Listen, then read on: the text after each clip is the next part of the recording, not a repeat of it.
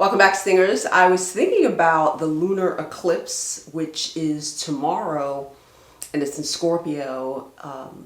Extremely powerful. You know, think about how powerful we are as a zodiac sign, and you know, thinking about Pluto and Mars being the two destroyers. You know, having the power to strip people down emotionally and provoke, you know, transformation in other people when they don't even realize that it's happening, when, you know, bringing out those feelings, bringing out hidden things that other people would never expose ordinarily or with any other zodiac sign. And so having said that, you know, looking through the comments and people's questions, I want to kind of dive into a few, and hopefully you guys will be able to accept it and actually implement small changes in your life, because this is what I'm here for.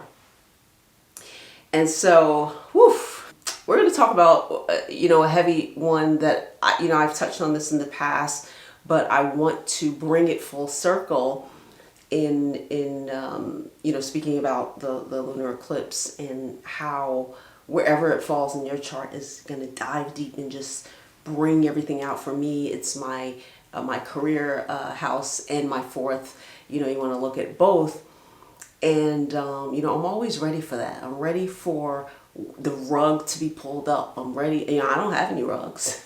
I can't stand rugs. I can't stand closet doors. Come on out. You know, I dance with my skeletons. So we're going to really dive in today and talk about, you know, how powerful we are and how we evoke such rawness in other individuals unexpectedly. All right, guys, I'm ready for you. So I got a long comment, and of course I'm going to paraphrase for you because I don't want to go through this. But if you're interested, you can go under the comment of my video that I made about how Leos will never control us. And I said in the past that Leo women are usually the ones that come into my comment section, or they email me, or they DM me, or they get a reading. And they have been, and I've really been taking account of this for many years. They're the main ones who try to strong arm me, get forceful with me. So I can imagine what they're doing with that Scorpio man. I already can imagine. And you guys know that I have a history of Leo relationships with mainly double Leos, Sun and Moon Leos, you know, and these friendships in the past, you know, have for the most part been respectful, but I can see where intimately trying to have an intimate relationship with a Sun and Moon Scorpio would be problematic for these individuals. So here is one, and I'm gonna just break it down for you guys. Here's a young lady who says, my fiance, now listen to the language, because you guys know that Mercury is one of my most elevated planets, and I have a Mercury in Libra, which is an air sign. So I consciously, on a conscious level, we're not talking about my moon, which is subconscious, I'm able to break things down, really think about them and analyze them in a way that maybe many of you are unable to do if your Mercury is in a water sign. So my fiance is a Scorpio Sun and Moon. Now I can speak on this heavily because I am a Sun and Mooner. And I find you Scorpios very condescending, like your tone in this video. So here's a young lady who is supposed to be engaged to a Sun and Mooner like myself. And she finds Scorpios, which is generalizing, saying we're all condescending, like the tone that I used in the tone of voice, how she received it in that video. And she says, my man thinks he knows everything, but he doesn't. And so here we go again with kind of like property words, my fiance. So if you say fiance, we're assuming that you're in a committed relationship with someone you're going to marry. And we also will assume, if you are a fiance, that you have been dating this person and you know this person very well, and you've committed to a future with this individual based on what you've seen prior. So she's exposing that he doesn't know everything. He's condescending. We're condescending because Scorpios were generalizing. We're supposed to be condescending. We don't know everything. And, she says, my Pisces, because she's a Leo sun, an Aquarius moon, and a Pisces rising, right? Saying that she's very intelligent but humble about it. And the need to bring that out is insinuating that we're not.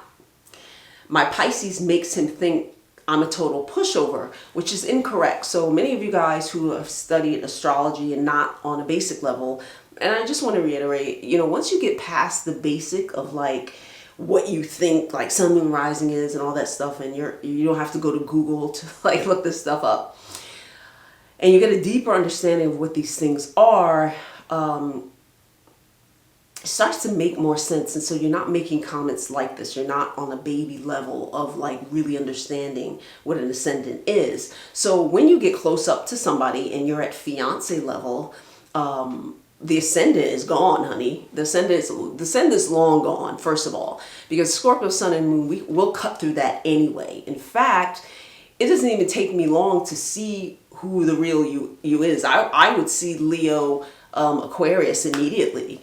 And I've explained this in many of my videos. We'll just break you down so quickly that will force that to come out. We are the destroyers. And because Scorpio is different than the other water signs, we're transformational and we're the deepest emotionally. We cut through all the fat. So when you meet somebody and the representative, which is the ascendant, comes out, after you get intimate with them, when you start to get to know them, you see all the triggers. You see that part goes away. So like the Pisces part, he's past the Pisces. He was tricked in the beginning, and he was like, oh, she's kind of like, watery and blah, blah, blah. But I'm sure immediately, especially being a fire air, it's easy for them to get triggered because they're very forceful and they come out very quickly. They don't have the gates that we have. And so he's not fooled at fiance level thinking that you're a Pisces by now. Like, he's seen Leo and Aquarius a long time ago, honey. So I just wanted to let you know that and kind of get you an idea that he's not tricked or fooled or really at this level really thinking that you're a Pisces when you're not. Okay. And she's saying, Scorpio is very manipulative. If you let them, they'll walk all over you. Leo does it too, but we're less vicious about it. And so I don't know any other of her placements, but she's just saying that, it's not working out for me. I adore and I love him. But there's many things that aren't going well. And this is like somebody at fiance level. So here's the thing that I want to say. She's like, oh, sorry, my life doesn't revolve around you. You guys can go look at this if you want to. She's like, I can't stand the sneaky behavior. Everything is a secret with him. So, if you've been with a Sun and Moon Scorpio for a extended amount of time, and this is the behavior that's still going on. Number one, they don't trust you. You haven't broken through the gates. Fiance, honey, you are so far from getting married to this guy. I'm sorry to break it to you, but he does not trust you. And here's the more important thing. This is for Scorpios primarily, apart from other people. Know who you're sleeping with, know who you're dealing with, know who you're sharing energy with, know who you're trusting with certain things. My guess is he doesn't trust her at all. The fact that, hang on a second, because I want to give you something else I think that's really, really important, guys. And she closes this message with saying that he knows I'm loyal to a fault. But listen to this.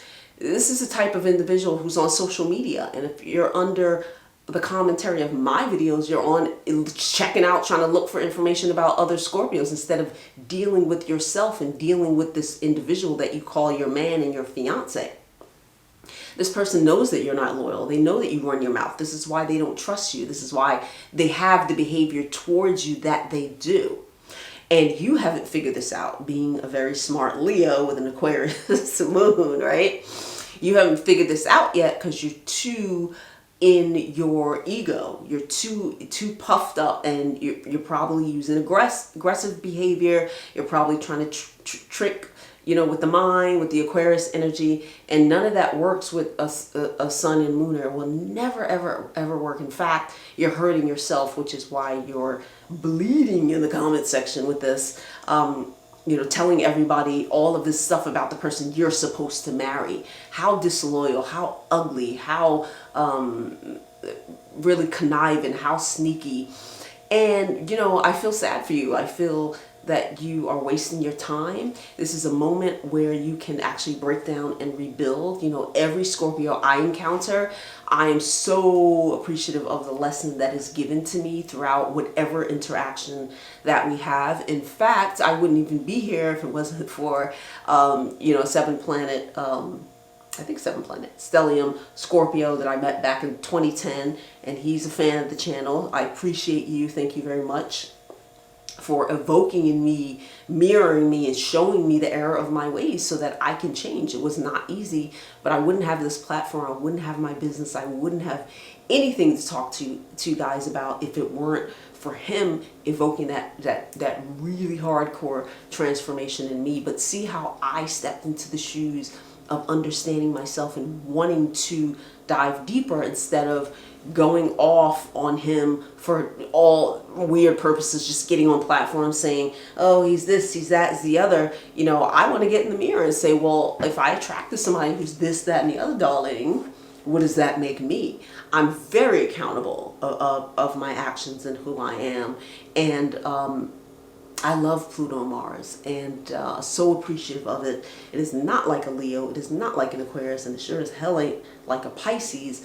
But I hope that you and others watching this have learned something within this, especially those who are dealing with a sun and moon, which is pretty heavy. I mean, you got to just have a lot of guts to go that way.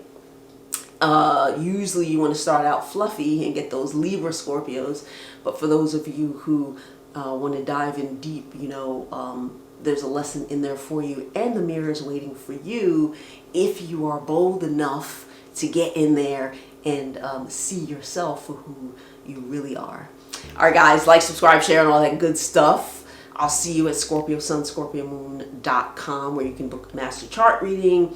You can get a one-on-one with me. You can do a whole transformation course where I hold your hand, honey, and I take you through all of your challenges. And I give you videos, and I give you you get 2 of my books, and I walk you through a 45-day so that you're not on YouTube under videos pouring out your insecurities, really making yourself look stupid, and really contradicting everything that you're saying about being loyal and this and that, but you're on a platform trashing the person that you're lying in bed next to about to marry, guys.